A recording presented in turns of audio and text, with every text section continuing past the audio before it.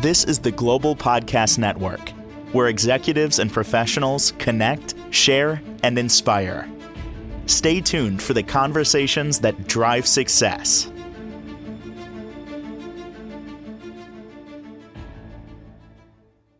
Well, just a second ago, the word inspire was used as the intro to this podcast, and that's exactly what she does. Inspires us to be creative, and on the back end of that, we're experiencing therapy, our own therapy, if you will. Call it art therapy.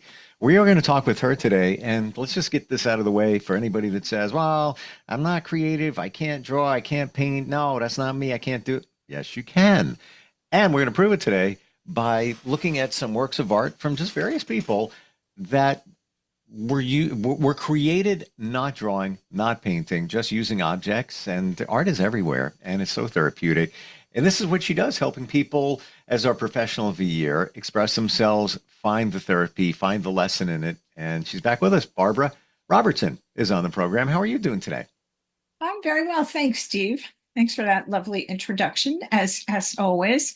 And I just want to reiterate what you said, that my whole purpose in being here is to try to persuade individuals just out in the world, individuals who are connecting to this podcast, whether it's in this present moment or at some point in the future, to actually build a little bit of doubt that maybe you're not as uncreative as you believe, and give a couple of things a try and see if it doesn't just bring a little spark to life inside you that maybe you didn't know was there.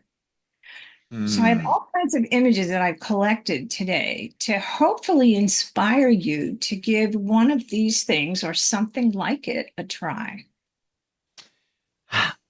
You know, aside from people saying that they don't have any artistic talent, they're not creative, we just push that over to the side for a moment. Let's put the microscope on the therapeutic side of it. We haven't done that, I believe, in with the magnitude that we should, in terms of how important it is to express ourselves. And then we're going to look at some examples. But let's go on the therapy side. Okay. One of the things that making art can really do for people, and I think this is especially significant in the current times, is it gives you an opportunity to have agency, which is another way of saying you get to make a choice about what you do next. With art, it's all about what you feel would be a cool thing to do next. What you feel is a color that feels maybe a little more magnetic than the other colors of the tools that are sitting in front of you. Maybe an area on the painting or something that you're looking at that you feel there might be something that would make it feel better to look at that. And you get to make that choice. Now, it may seem kind of minor and trivial, but I cannot overemphasize how much that can do for your spirit. It's almost like an antidote to the number of things that are not in our immediate control, because it reawakens our spirit that says, yes, I do have choices that I can make. In a way, it's like a lab experience. You know, we used to have labs in high school for science or whatever, where we tried out something to see what would happen. And of course, in those things, a specific thing was supposed to happen. The cool thing about art is that there is no particular thing that should happen, except that you are choosing in a way that pleases you. So that gives you a sense of power and control, and also a little window into your own spirit and soul. Because the things that you like are going to activate your spirit. Maybe not someone else's spirit in the same way, but you get to know, oh, okay, so there's some part of me that really likes the feeling when I'm looking at a sort of teal blue color. That just gives me such a feeling of peace. So what I'm getting from you here, Barbara, is that we need to, in everything that we do, be intentional, but be aware of why we're making certain selections. I'm also thinking too, when you go to the store to buy a shirt, article of clothing, or let's say you're going to paint the walls of your house, Right. you are picking a certain color for a reason. You may not identify what that reason is at the on the onset, but you're not just randomly, I really like, I'm just going to grab any color. No, we gravitate to certain things, certain colors, but there are reasons for it on a That's right. psychological level, right?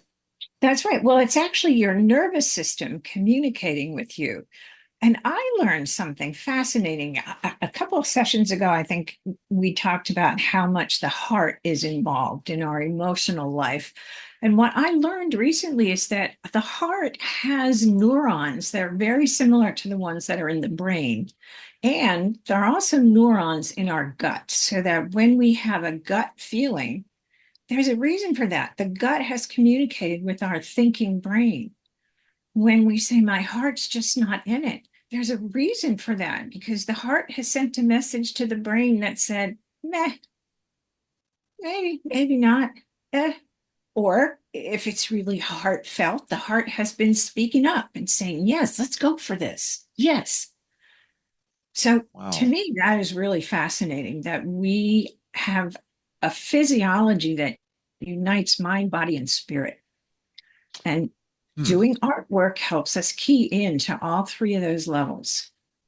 That being said, let's say you go to the store, you want to buy some shorts and some shirts for the summer, and you find that you always go in one color family.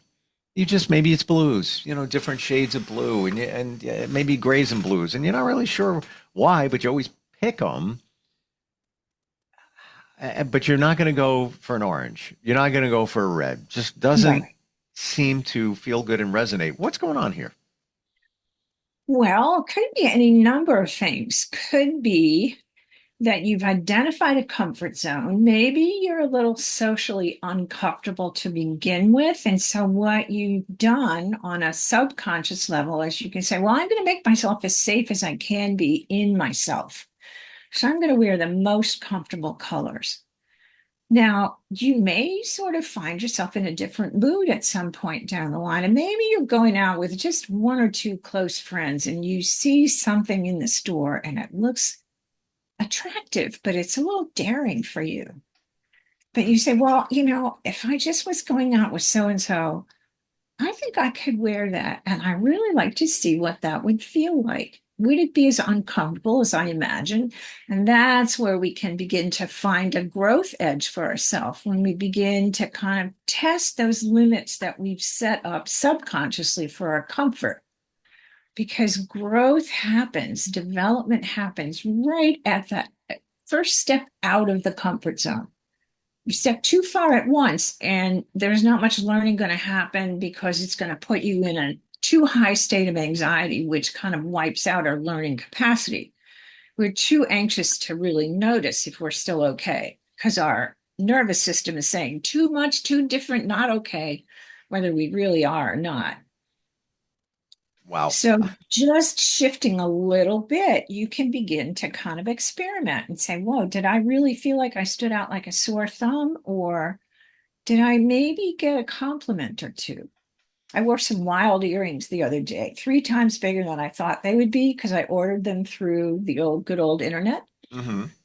And they really are pretty when I hold them up. And I really had to hold my breath and put them on. I was in familiar company when I did that, but then I was traveling the rest of the day. And don't you know, other women my age, roughly, complimented me on wearing those earrings so that by the end of the day, I felt like such a brave person. Wow. It Isn't that was amazing that you it just, was such a fun feeling. Yes, one little pair of earrings that were sort of goofy, just, kind of blingy, but definitely outside my comfort zone. And I'm like, oh, I could maybe get used to that once in a while. Not every day, but Nat, do you feel that it was already, you were good with them? You just second guessed it. You're thinking about, it's like, yeah, I can rock those earrings. It'd be, that'd be great. It's not like, It's not crazy larger than normal earrings I No, wear, but did you have something holding you back? I did. Sort of when I was growing up, I was very shy. Hmm. And so I tended to try to make myself as inconspicuous as possible. Now, in order to be a therapist and meet one to one with people individually or to lead groups of people, I had to get over that at some point in the past. But there are still kind of lingering effects that I haven't really excavated deeply enough to say, you know what, we can toss that one on the trash heap. We don't really need that one anymore. Interesting how we've identified, we're talking about earrings, okay? Right. Yep. There is an artistic, creative side to those earrings. You didn't design them, but you picked them. Well, it accidentally picked them.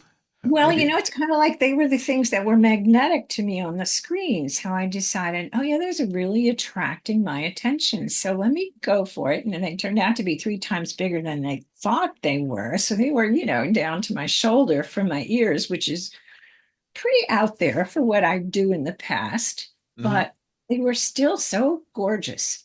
I just couldn't resist. Yeah. Well, if they're a form of expression. Exactly. Exactly. Sort of, giving away a secret. Psst, this is what I really like. And then I found people of a similar ilk, maybe, people who commented on them, and you feel a bond, you feel a connection, even though it might be very superficial. It still touches you in your heart, I believe. Mm. Even simple when we're passing somebody on the street and we get our eyes meet and we get a little smile, a little friendly nod.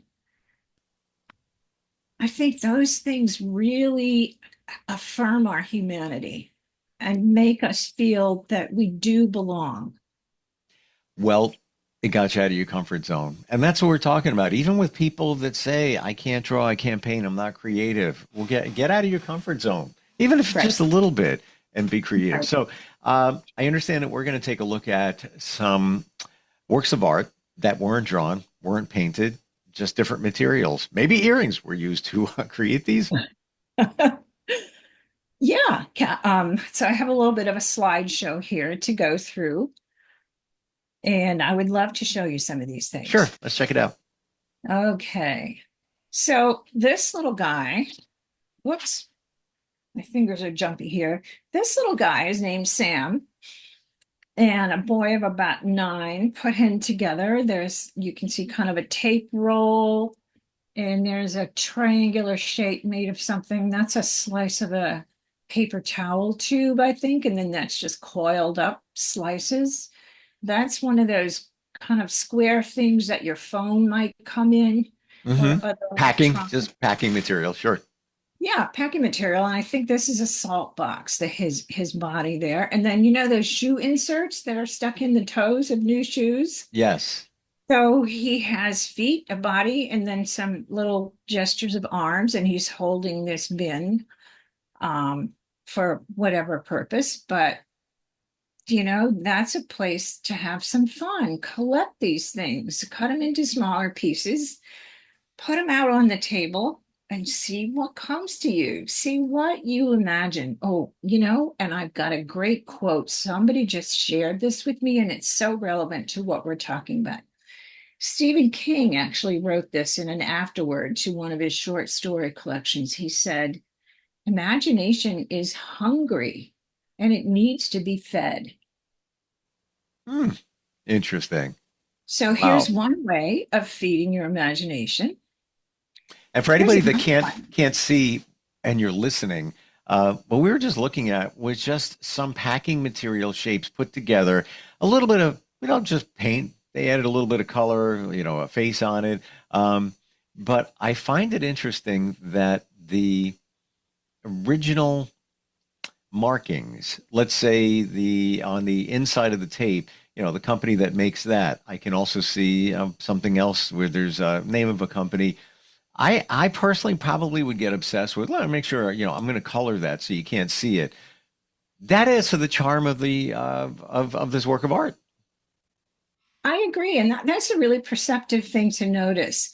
And I find that with kids a lot, if the predominant shapes are doing what the child wants them to do, they have very little concern about the superficial appearance. Exactly. Yeah, because they're kids and they don't get caught up in the stuff that adults get caught up. Later in life, we start getting these Yes. hangups about, somebody's to look at this and they just, it's not going to look good to them because I can see, the name of the tape company, on the inner tube there. So Right, what? right. Or the paint has a rough edge, or the colors don't match well enough, Right. or all the other reasons that we have for convincing ourselves that it won't be good enough. There Yeah. But thank you for saying that. love, I That's just love the way this guy looks.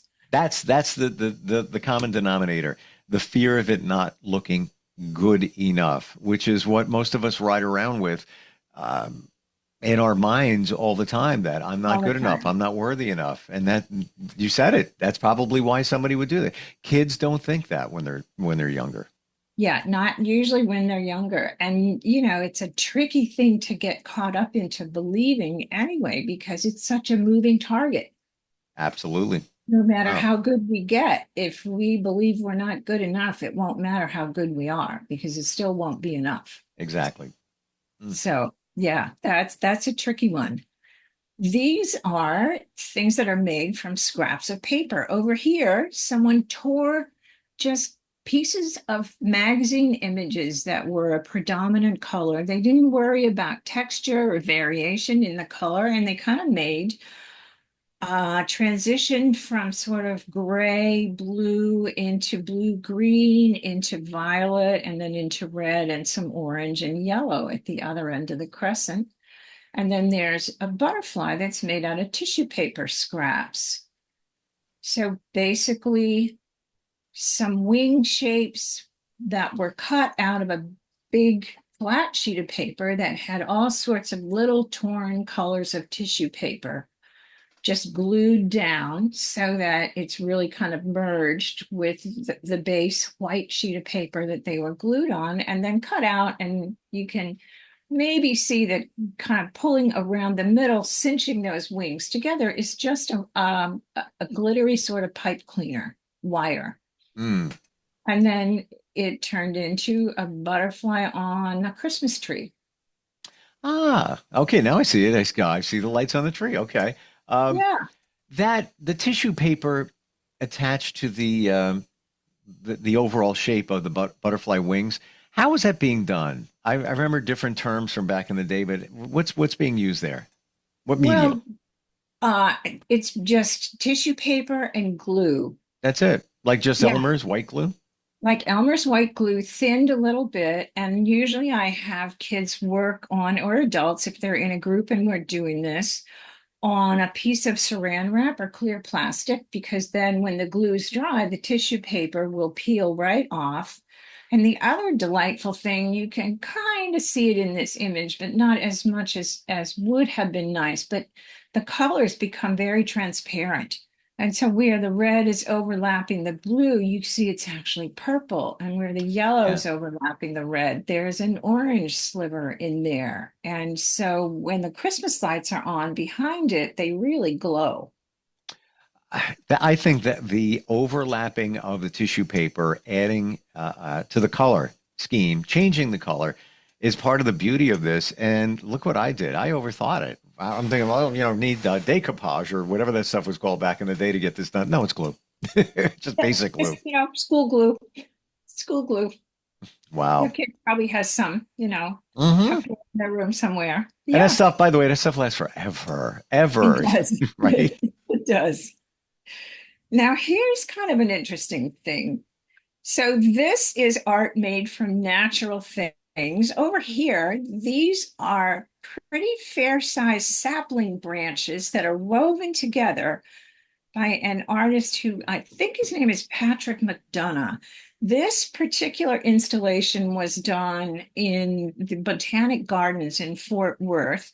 He came to Annapolis and created a structure like this built around a large oak tree that's in front of the Community Arts Center.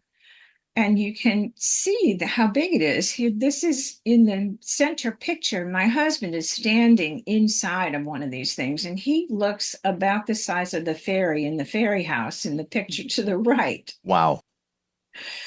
which the local county recreation and parks has a fairy house display in one of their really lovely parks. There's a small loop path that's paved, and they invite anyone to create their own version of a fairy house and bring it. And they put them down along this pathway every May. And you can go for a stroll in the park and just see these wonderful works of imagination. So you can see this one has some seed balls from a sweet gum tree, some bark kind of creating a cylinder. There's a slab from a log that's just like maybe an inch or two thick, cut all the way through. So it's round to put that cylindrical shape on top of, and then bits of moss, small stones, and a little sign that says Rosalind's Fairy House. Wow. So simple. All you need to do is just walk in nature. You got That's right. everything you need there. Maybe a saw just to cut that one piece. Basic Yeah. stuff that we're talking here. Nothing, Yeah. nothing intricate in terms of tools or anything like that. Wow. No, you don't have to make any dove joints or any, elaborate Barbara, I don't woodworking. know what that. I don't even know what that is. The only reason I do is that my dad taught wood shop, so I got to pick up a little bit of that. That's probably part of what got me enthusiastic about making things was All right, I'm going to watching him say I just do got a it. download in my mind. Woodshop, Mr. Costello. I want to say it was like ninth grade, and we made a whirly gig. Oh, is that cool? Do you know what that is? Yes, yeah, the thing that spins around in the wind. Yeah, and sometimes you can control it, whatever. But yes, yes, I figured that. I think they probably still make those in woodshop. Probably do. Yes, Wow. and I still have a cutting board that my sister, who is 10 years younger than I am, made. I think she was in wood shop when I was in high school. Girls were not allowed. But by the time she came along, they had opened it up a little bit to everybody. And the guys could come and learn how to sew if they wanted to. They Mhm. probably made like a tote bag or something that wasn't too feminine, Sure. so they could feel like, or an apron, if they were going to get into dirty, messy stuff, painting, just something that would be useful to be able to come up with on your own, not have to buy. So we got Yeah. time for one more. What can we look at? Oh, these examples from Japan. So the art of ikebana is using a kind of a set of three branches, flowers, and foliage to create just a pleasing composition. And then here, this was a little appetizer that I enjoyed on a trip to Japan. And it was just such a strikingly beautiful arrangement. So here's the edible part in the triangular dish, and then a dip in a little kind of circular clear glass cup on a deep kind of red circular tray. Then there's a little leaf and a blossom and a branch that also has blossoms on it, just perched on the edge of that triangular cup. So it's a composition, it's a sculpture, it's three-dimensional, Wow. and it's If you just didn't, beautiful. if it is, and I'm like, it's almost hard to believe if you didn't tell me that that was food. Um, as I look closer, I can see that, whatever beverage that is, it looks like might be some ice in it. I would have not have known. I would have just thinking it's an arrangement of earthy items. Um, but this is foolproof that there is art and creativity in everything. Wow. Absolutely. And I just want to switch to one couple of more slides. That's a butterfly made by dripping paint in paper and then folding it in half. Mm. Someone else's kind of creative use of putting paint on the palm of their hand, a little street graffiti making faces out of signs that were already there. My grandkids playing with blocks and making snowmen, which they very graciously let me participate in. And my favorite of all, a truck loaded full of cauliflower, but look how artfully stacked it is. Really And is. produce stand as well. The colors, the pyramid shapes, and then the kind of strands of flowers. reflecting the colors that are in the produce on either side. Just a Mm. feast for the eyes. It's, And as that slide says, that everything can be artfully done. everything can be artfully done. And Mm. this is my favorite artwork by a member of an art therapy group who was very, very anxious about creating her own art and always preferred coloring pages. And until almost the last time she participated, all of a sudden she pulls out all the crayons and scribbles all over the page, just making this beautiful array of colors with crayon lines. And then she cuts a picture of a ripe peach and a pink rose in full bloom out and writes, "I am growing beautiful." And it is. I was so just incredibly proud of her to have achieved that image. That to me is sort of the ideal of someone realizing that they can do something they always believed they couldn't and then really embracing it. Very inspiring today. God, and as you always are, but just seeing these creations, even just these are crayons scribbled, but it's beautiful with, Isn't just a it? couple of things glued on top of it. Wow. That's Um, right. and this That's is, allowing us to express ourselves, which we can do in many different forms. Doesn't have to even be, intentionally, I'm going to do a work of art. No, I'm just doing whatever. It is art. And we, like you said, with the stacking of the fruit. Barbara, if somebody wants to explore their creative side and maybe feel better in doing it, how do they connect with you? So they can email me at B as in Barbara, Robertson, Robertson .atr@gmail.com, or go on my website, robertsonarttherapyllc.com, and you can connect with me from there as well, and maybe read a little bit more about what I do. There are quite a few photos on that site and a number of references that go a little bit more deeply into different aspects of therapy. So indulge your curiosity, reach out to me. I would love to have, even if it's just a conversation by email, we can connect So and much talk fun. about it, Thank help you. you explore. You're Thank you for welcome. today. This is, yeah, I knew it was going to be impactful, but had no idea what to expect. And it was just wonderful looking at that and realizing that everything is art. Everything is art. Thank you. Yeah. We'll catch up soon, okay? This is the Global Podcast Network, where executives and professionals connect, share, and inspire. Stay tuned for the conversations that drive success.